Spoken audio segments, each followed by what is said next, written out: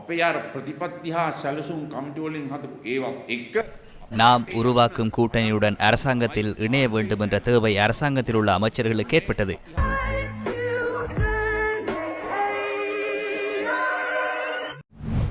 நாம் அமைக்கும் கூட்டமைப்பின் செயலாளர் பதவியை அரசாங்கத்தின் அமைச்சர் ஒருவருக்கு வழங்க முடியாது என்பதை நான் தெளிவாக கூறினேன்.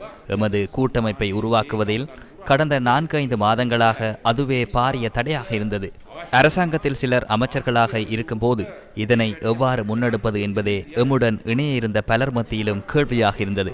அதன் காரணமாகவே பதவிகளில் இருந்த சிலரை நீக்க வேண்டி ஏற்பட்டது. அதன் காரணமாகவே 3 அமைச்சர்களை பதவிகளில் இருந்து நீக்கினோம். சந்திரிகா நீதிமன்றம் சென்று எனது தவிசாளர் பதவியை எதிர்வரும் 18ஆம் தேதி வரை நீக்கியுள்ளார்.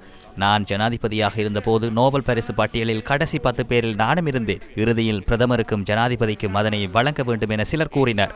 இறுதியில் எவருக்கும் இல்லாமல் போனது. எவ்வாறான தடைகள் ஏற்பட்டாலும் நாம் பின்னோக்கி செல்ல மாட்டோம், முன்னோக்கியே பயணிப்போம். පස්සට යන්නේ නැහැ අපි ඉස්සරහට යනවා.